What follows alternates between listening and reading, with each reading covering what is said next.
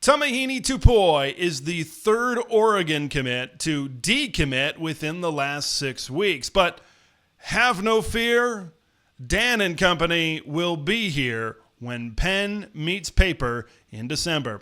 Max Torres will join me to discuss the current state of Ducks recruiting. The hype train surrounding Dakorien Moore is within full steam. But what are realistic expectations for the elite true freshman wide receiver? We are flying with the flock on That Show Out West.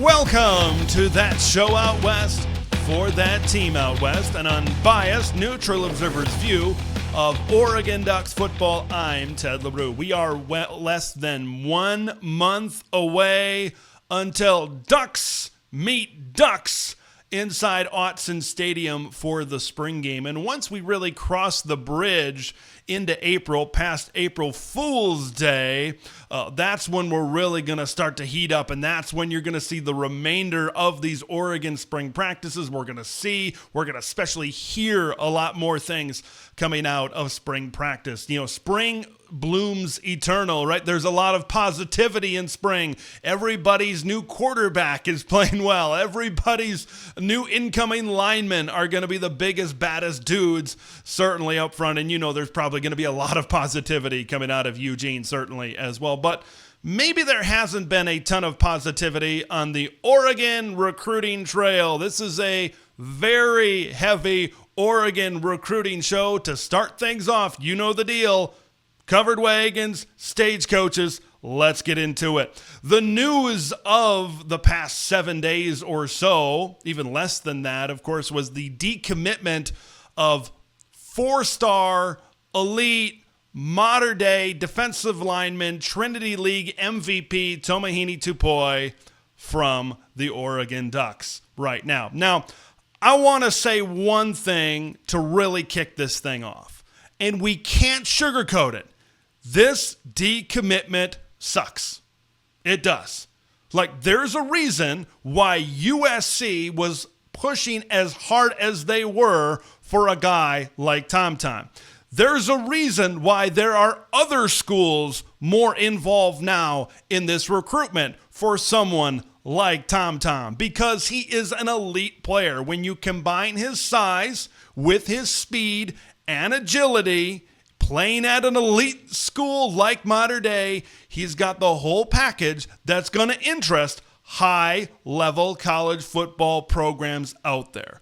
Like, this is not the time, after something like this and the decommitments that have been happening surrounding this Oregon football program, this is not the time to go out and say, well, hey, Oregon's going to beat USC by 20 or 30 in November anyway. Hey, it certainly might happen. This is not the time to go out there and say, well, USC is going to go 7-5 anyway, so what does it matter? Oregon is an alpha program. Oregon is focused on Oregon, and Oregon is playing the long game in this recruitment. This recruitment, ladies and gentlemen, is not over. When all is said and done, Tomuhini Topui is probably going to end up in Eugene, Oregon again. Like, if you listen to, for example, the Ducks Dish, shout out to J-Hop and Max over there, part of the On3 network over there at ScoopDuck. Like, I've been listening to them, and they've been saying that there's been some smoke behind this as far as USC making a move on Tomuhini Topui. And if that information was out there, of course, the coaching staff knew that this was a possibility or maybe was even going to happen. So considering that, You have to trust in Dan. You have to trust in Marshall that they have a plan in place. And if Tom is as much of a priority as I tend to believe that he is for a school like Oregon, this staff is going to have a plan. This staff, and I'm going to say this is going to sound like a broken record, this staff is not focused on March. This staff is not focused on April. This staff is focused on December. This staff is focused on signing day. This staff is focused on finishing strong. And, you know, there may be some, and I understand where there might be some people in the fan base that might be a little bit down right now, considering the decommitment of Jonas Williams, the decommitment of Bat Malatalo, and now the decommitment of Tomuhini Topui. But we have zero proof that Dan and this staff will not finish strong, because that is all they have done over the past few seasons on the recruiting trail. Back-to-back top 5 classes at the University of Oregon.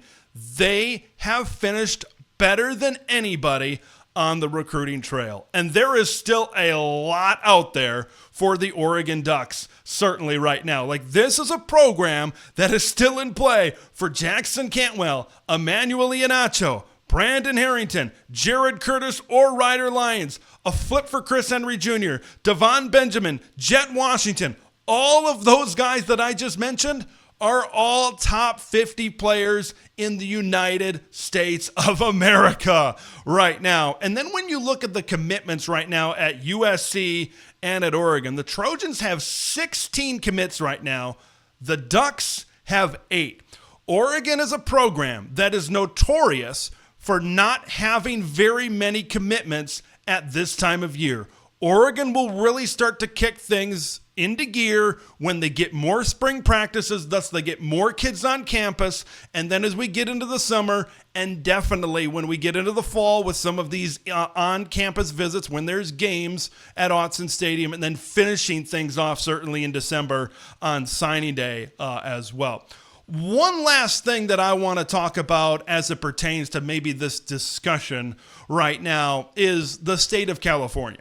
Like, you cannot deny that USC is clearly kicking things to gear locally within the state of California. And that has to be the recruiting plan for the Cardinal and Gold right now, is to reclaim their state and try to do as well, specifically in Southern California with the elite talent there, as humanly possible for the Trojans.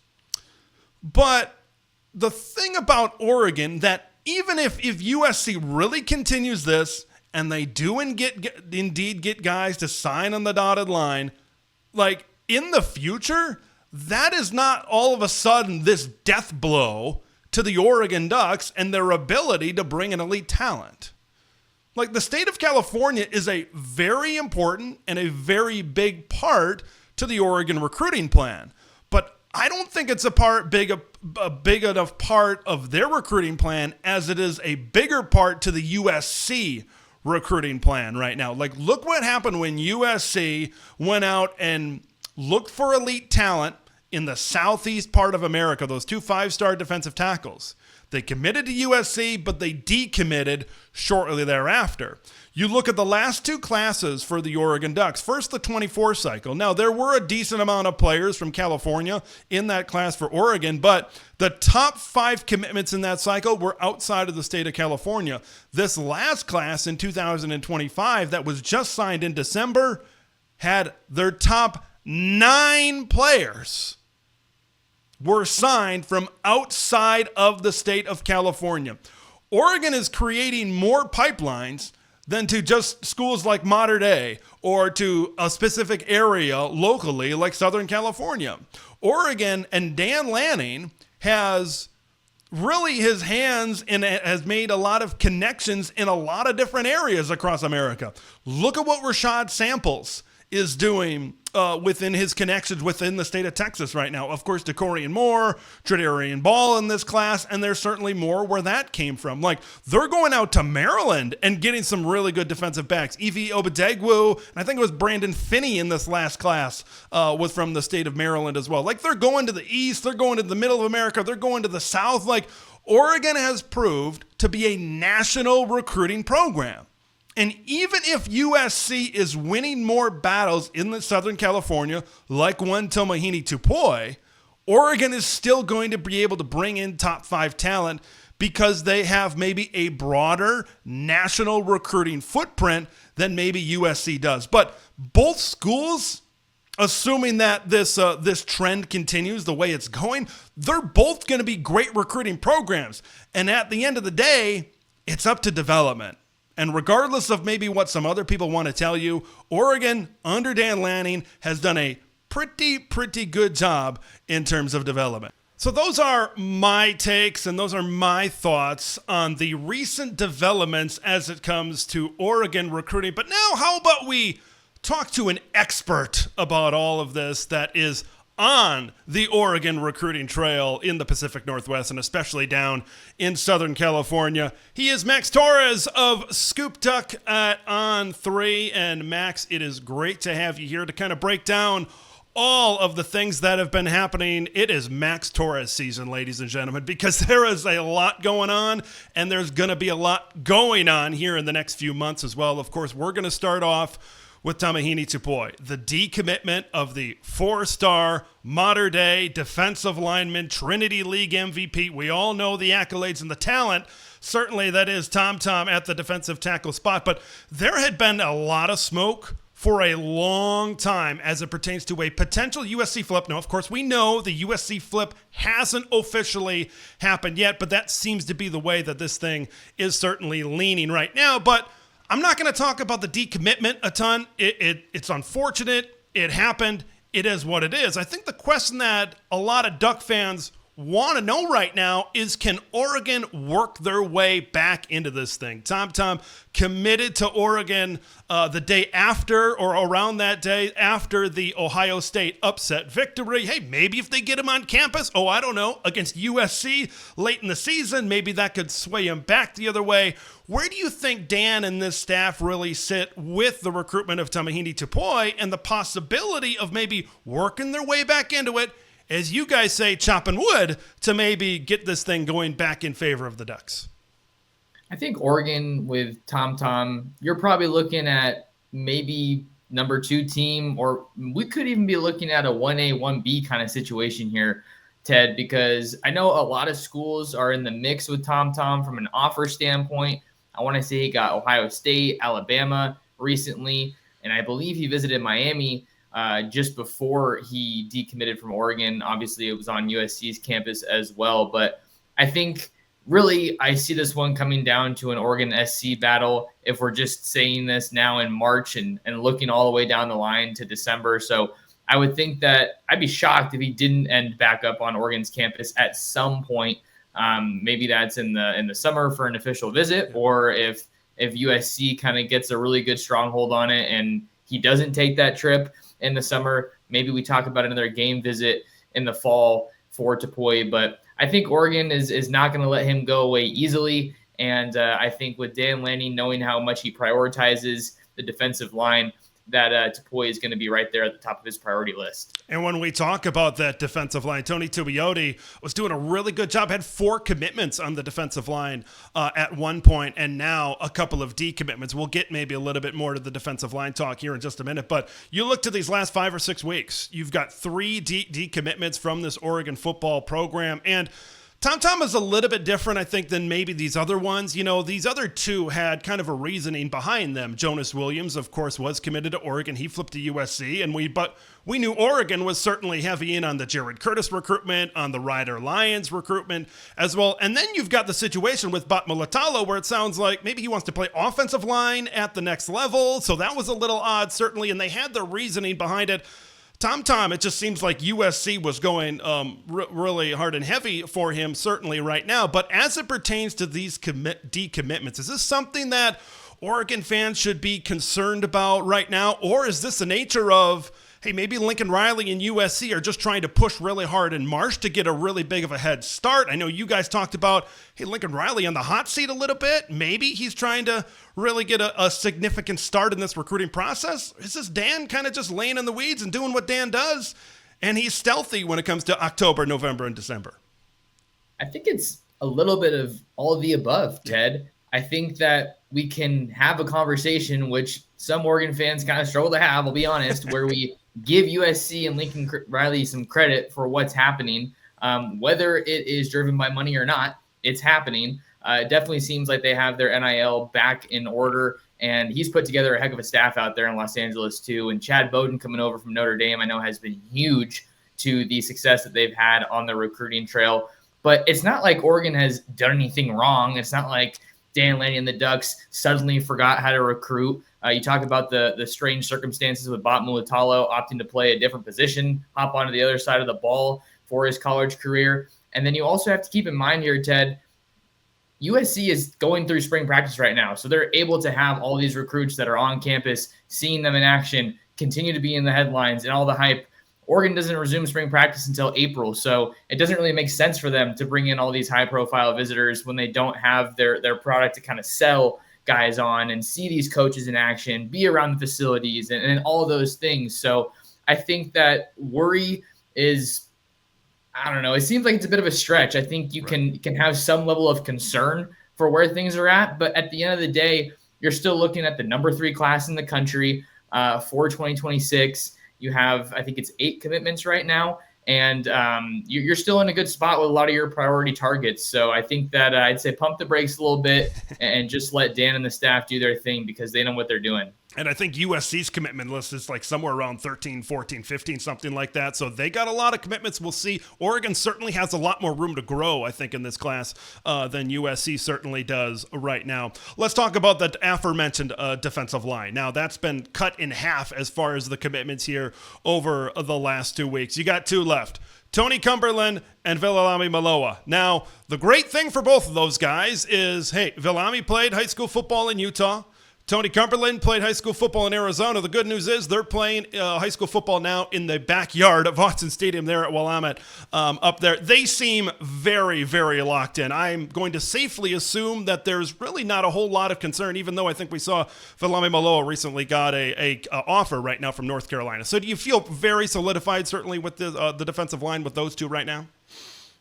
I would say I feel good with where things are at for Oregon and those 2. But let's also not forget, Ted, they also have a commitment from edge rusher Dutch Horsk out of St. John Bosco. So maybe you're splitting hairs with if you want to consider him part of the D line or not. But that Tony Cumberland, Viliami Moala duo at Willamette is going to be an absolute handful for offensive lines to handle this next year. And I think that Moala is a guy whose stock we're going to continue to see rise here through his senior season. And Cumberland has already really solidified himself as one of the best defensive line talents in the country. So you hate to see a group losing commitments, but Oregon's got some really good guys in the fold right now. And defensive line on this current roster, 2025, and I think we could go to 2026. It's one of the deepest position groups, I think, on this Oregon Duck roster, certainly right now. From the defensive line to the offensive line, Cody Green is another one of those guys that's possibly on flip watch. That's another one of those guys that USC is going hard after right now. Of course, an Oregon commitment, and he really vaulted up the On 300 rankings, the last updated rankings that you guys certainly had over there. Oregon going hard after Jackson Cantwell, Emmanuel Iheanacho. Those are 2 of the top 3 players. I think you guys might have him at number 1 and number 2 right now overall in the entire country. Like, when I look at this thing, this is a phenomenal class for offensive linemen and specifically offensive tackle. And I would love for Oregon to come away with 2 of these guys, 2 of the 3 of those guys that I just mentioned right now. Where do you see Oregon kind of fitting in, and where do you see kind of the races for all 3 of these guys right now, and maybe the likelihood of bringing in 2 of the 3? I think Oregon's in a great spot with all of them. We're in a weird stage where it's becoming increasingly common for commits to take visits to other schools, as is the case with Cody Green. We can just stay with a guy that's right in my backyard at Mater Dei. USC has really made a strong push in this recruitment, hosted him for multiple trips. They're supposed to get him back for an official visit, as are Oregon and Texas as well. keep in mind that Texas signed Brandon Baker from Mater Dei not too long ago. He's another big-time offensive lineman that's out there in Austin now.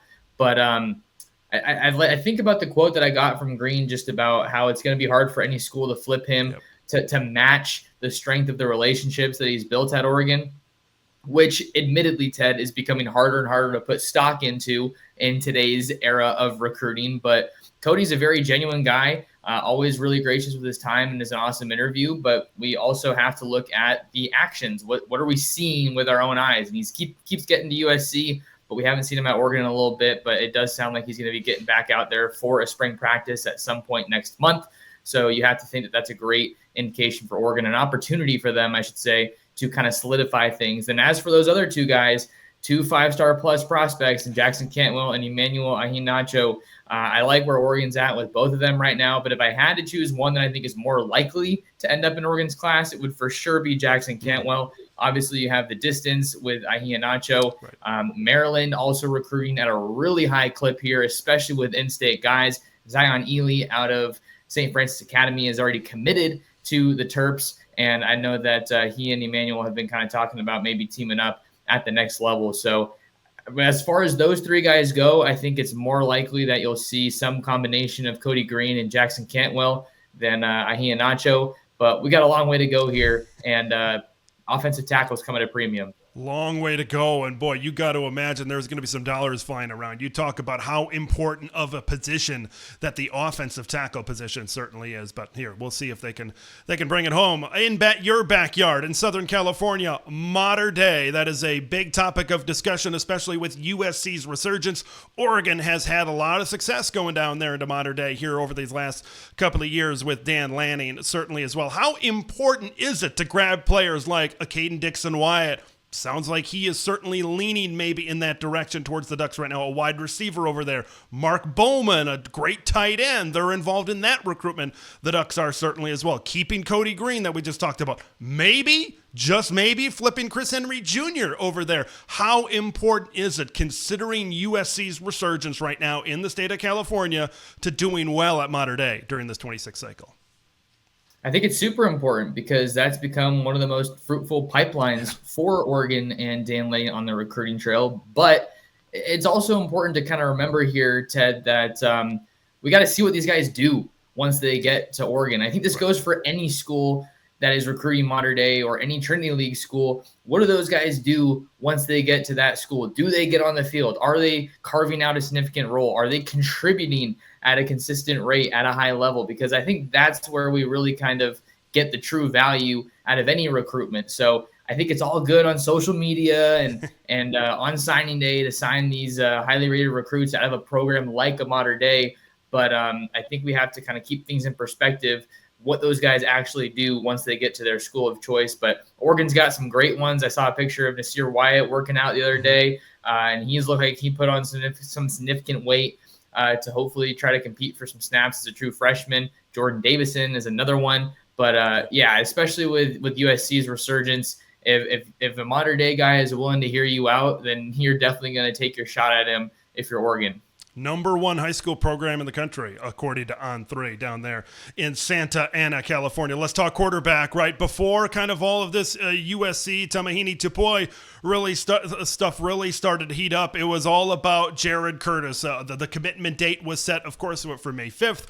Cinco de Mayo between Georgia and Oregon, certainly right now. And in Oregon's number 1 priority with Jared in this, what is less than 6 weeks' time, it's got to be getting him on campus for the spring game, right? A Georgia spring game is, I think, a couple of weeks before Oregon. So that would likely be the final pitch, the final opportunity for anybody to really talk to him. So the Ducks, I think, are in a great position right now. What do you think is a message that Oregon can deliver right now, whether it's at the spring game or whether it's not? What kind of message do you think that they're trying to formulate right now when this is kind of getting towards a commitment date once we get to early May?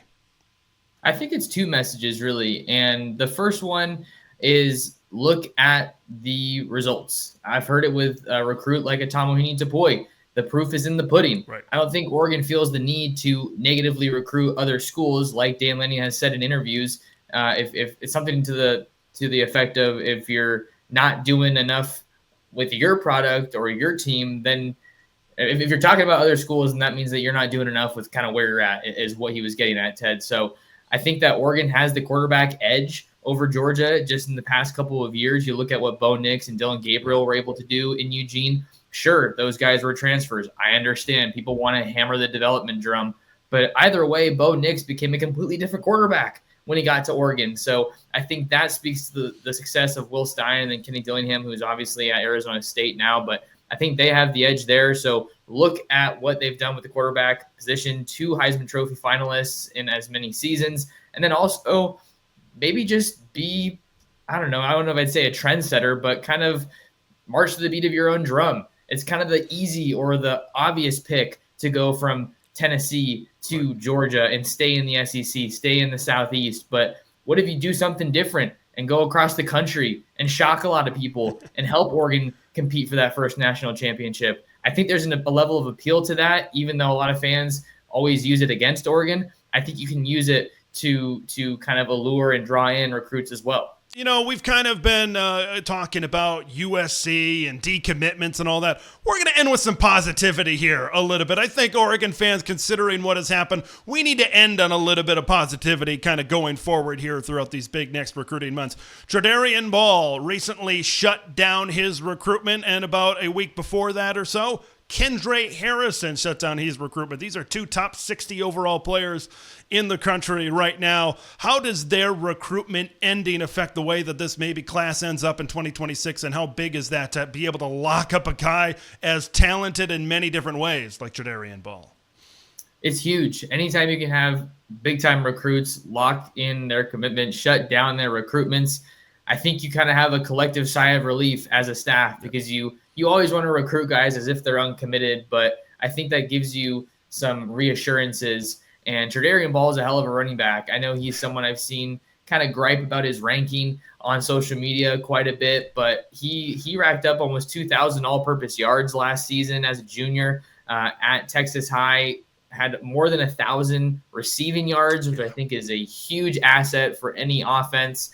And Kendra Harrison, I mean, talk about him a little bit. He's kind of the headliner of the class. So to have a guy of his caliber from all the way across the country be confident enough in his decision and what Lanning is building in Eugene to shut things down, I think is only going to lead to good things for you on the recruiting trail. And amid that string of decommitments, Ted, I think you got to take momentum any way you can. Right. And I think that there is definitely some level of strategy here. You'll remember that Dakorien Moore was also at Miami not too long ago for a visit, and they're no slouch on the recruiting trail either. So getting him to shut down his recruitment is a tremendous win. But I know Duck fans are hoping for some commitments before too long. We know brighter days are certainly ahead as far as commitments are concerned. You can find Max and his work over at ScoopDuck, ScoopDuck.com. Over there as part of the On3 network. He also co-hosts the Ducks Dish podcast with Justin Hopkins, the publisher over there at ScoopDuck. Max, always great to talk some recruiting with you.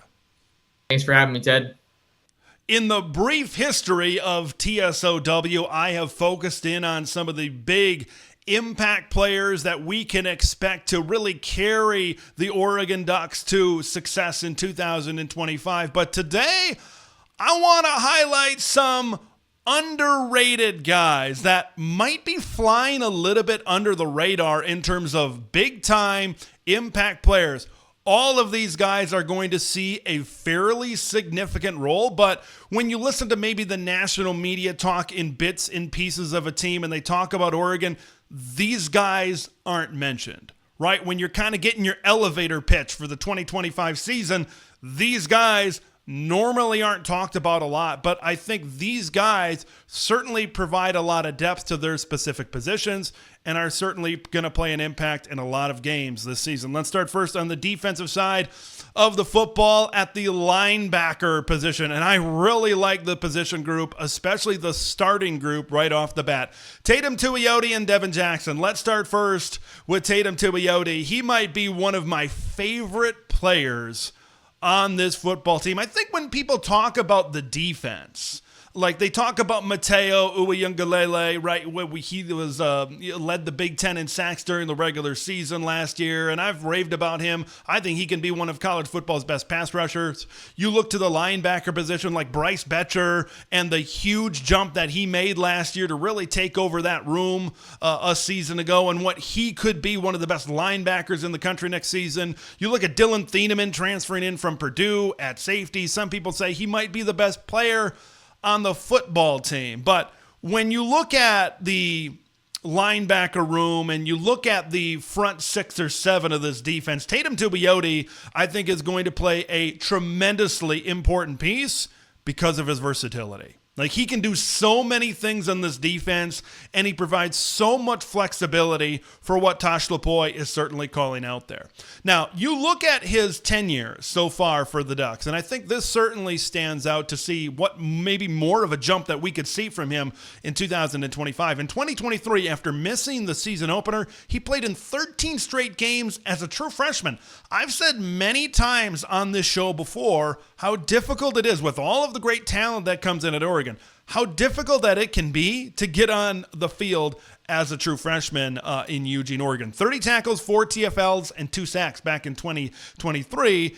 And then 2024, that's when Tatum was jumping into a starting role as a sophomore. He started all 14 games, 58 tackles, 7.5 tackles for loss, and 5.5 sacks. You really saw him step up opposite of Jordan Birch, opposite of Mateo Uyunglele, really step up into a bigger role on this defense. And when you talk about the versatility, he's 6'3", 255 pounds. Like, you see him a lot watching back some tape. You see him a lot where you maybe have, whether it's Mateo or Jordan Birch in a 3-point stance at the defensive end spot, he's lined up at that edge spots in a 2-point stance. Now, that's certainly not the biggest size for somebody on the defensive line, but his speed, his agility, his quickness as a pass rusher in that situation can give offensive tackles a lot of trouble. Now, you shift him back, right? If that's like a 4-2-5 look defensively, you shift him back to maybe into a 3-3-5 look. Now, all of a sudden, in that outside linebacker spot, we already talked about his aforementioned quickness. Now, all of a sudden, at 6'3", 255 pounds, now at that linebacker spot, you got quickness, and that's a pretty good size for a linebacker position, right? So he provides a very wide skill set, and like Mateo and what I expect him to really take a jump up, I think the same type of jump up you can expect from Tatum Tuioti. Like, I think there's going to be points and times during this 2025 season where it's going to be very much pick your poison from a pass rushing standpoint. There's going to be times during the season where people recognize the talent that is Mateo. They're going to shift their pass protection in his direction. And either Tatum Tuioti is going to come free, or Tatum Tuioti is going to have a very favorable one-on-one matchup, maybe against a tight end, maybe against a tackle. And a lot of times, he's going to come up with a big play. Based on the production, he's the guy that's not getting talked a lot about right now, and as maybe one of the bigger performers of the team. And I think he's going to be certainly a big, big part of this defense. When you talk about Devin Jackson, last season a lot of attention certainly went to Bryce Betcher. Jeff Bassa, of course, was in that other role as well. But I think a big maybe part that flew under the radar with this defense was Devin Jackson. I mean, pound for pound, he's one of the fastest guys on this football team. This guy can flat out fly, and this guy can flat out find the football. Last season, 47 tackles. He had 3 games with at least 5 tackles. Bryce Betcher, and the storyline of Bryce coming back for this season certainly gets a lot of love.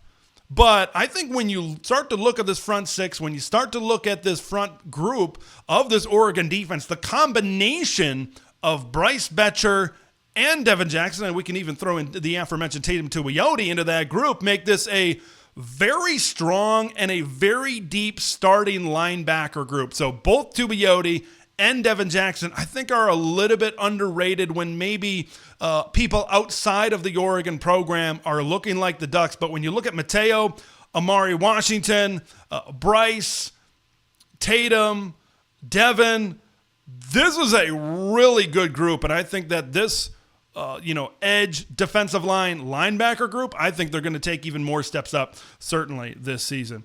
Let's go to offense, and let's talk about another pair at the wide receiver position. And I've talked about this as well. I think I'm even underrated, certainly a lot of these guys as well, but I've talked about Kyler Casper. I've talked about Jeremiah McClellan. I've talked about some of these other cats that are going to really come in there, and maybe these younger guys that are going to be able to make an impact. Malik Benson, who transfers in, certainly as well. But there's two veteran guys in this group that I think are going to have a say in what happens in the pass game and in the pass distribution, certainly this season. When you start with Gary Bryant Jr., we're going to talk about Justice Lowe as well, but Gary Bryant Jr. he provides a veteran presence. He's been around for a long time. Now, the thing with Gary is his health, right? He's got to be healthy. There's been a couple of seasons where he hasn't seen a lot of action because of long-term injuries.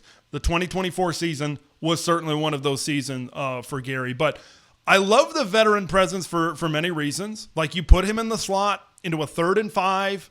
He's gonna work against the slot corner, and he has the veteran presence. He's seen a lot of coverages. He's seen a lot of defenses where he's going to be able to make a play, and he's going to be able to keep on moving the chains. Certainly down the field as well. Like, you look at Gary Bryant, 2021 at USC, 44 catches, 579 yards, and 7 touchdowns. You look at that 2023 season, 30 catches, 442, and 4 scores at Oregon. Like, if Gary Bryant goes out there this season in a wide receiver rotation and has something like 330 yards and 4 or 5 touchdowns, that is a successful season for Gary Bryant Jr., considering all the other talent that's going to be rolling through in this group. And when I talk about the veteran presence of Gary Bryant Jr., I talked about a lot of the young guys. Like, outside of Evan Stewart, there's not a ton of, besides these two veteran guys, there's not a ton of snaps right now.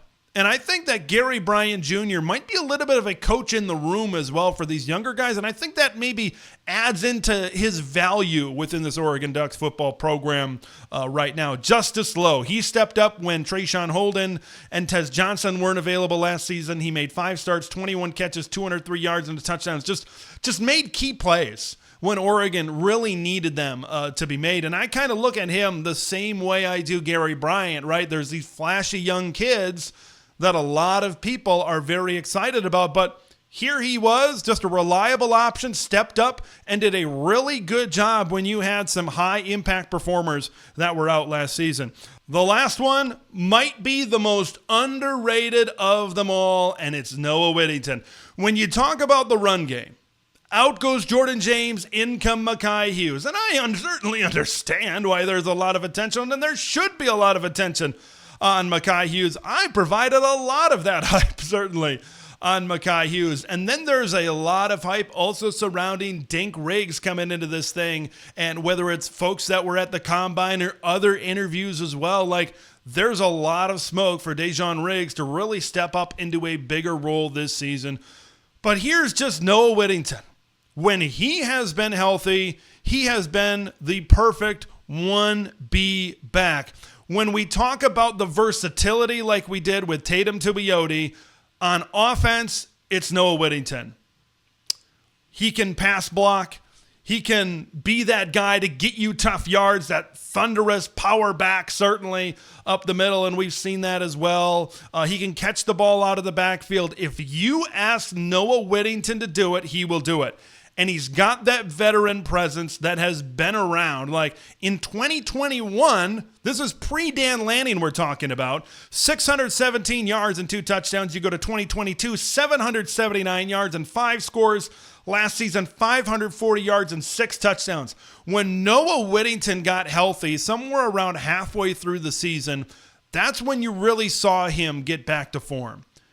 And if Noah Whittington is fully healthy, this is going to be a very deep backfield, and Noah Whittington is going to play an extremely big part in this rushing attack and have the success of this rushing attack. When you have a guy that you can depend on in that 1B role to do so many different things, and I think his experience is also going to help bring on someone like Dink Riggs to maybe elevate into a starting running back role for the 2026 version of the Oregon Ducks as well. But he's just someone that you can rely on all the time to make plays in key situations, and you love to have a guy like that in the locker room. All aboard the hype train. The hype for Dakorien Moore is unreal. You've got people tweeting that he could be the best freshman wide receiver that we've seen. You've got Naeem Offord quote tweeted it. It says, yeah, for real. You've got Tredarian Ball certainly putting in his input as well. You've got people on ESPN talking about and comparing him to Jamar Chase. You got him going up and grabbing one-handed balls in the Polynesian Bowl. Like, there's a reason, first of all, why this hype exists. But speaking to the hype, embrace the hype as a fan base, as an Oregon fan yourself. Embrace it. Don't shy away from the hype. This is why he's here. Like, this is why we bring in players of this caliber. You bring in Jeremiah Smith. Like, you bring in Ryan Williams. You bring in those types of players, those high-level players, to make an impact on your team right away. And that's why Oregon spent the money, is to be able to get a guy of this caliber on campus to not only to make an impact certainly in 2025, but also in 2026 and 2027. It is a pipe dream to see Dakorien Moore maybe play a fourth year of college football at this point. So when you're talking to maybe some fans from different fan bases and they say, oh, I don't know if I'm buying into the hype of Dakorien Moore, saying I'm buying into the hype of Dakorien Moore because he's going to play a vital role for this football team. He is going to be a game changer potentially for this football team, really, when you factor in his talent, certainly right now. But don't shy away from the hype. That's the first thing that I want to say right now. But the second thing is realistic expectations. Okay, because you just had a receiver over at Ohio State. Oregon might be pretty familiar with him. He wears number 4 in Jeremiah Smith. Now, he's a one-of-a-kind, generational freakazoid.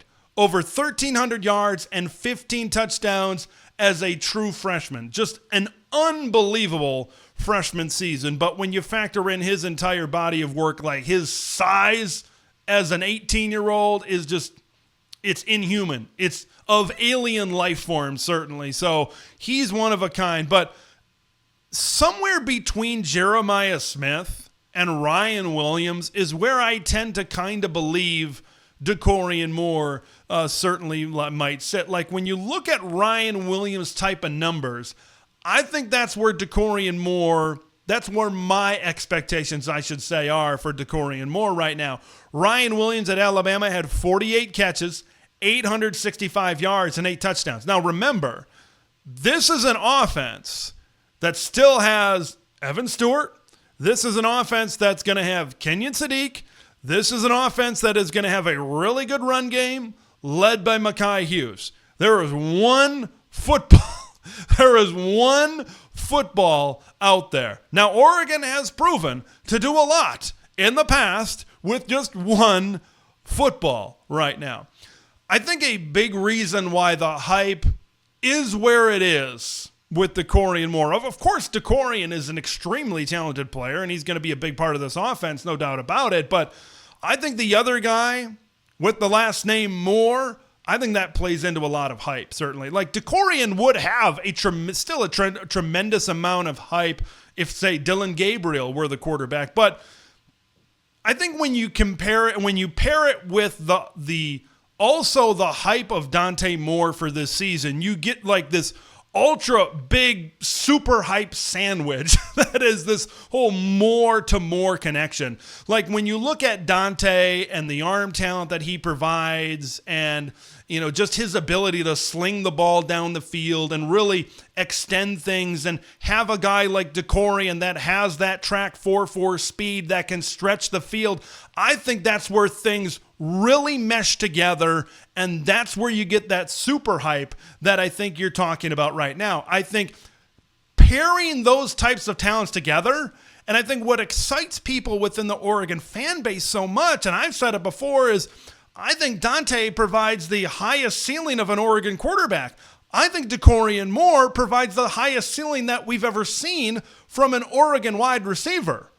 We don't know where that ceiling is in 2025. We don't know where that ceiling is when these guys' college careers is all said and done.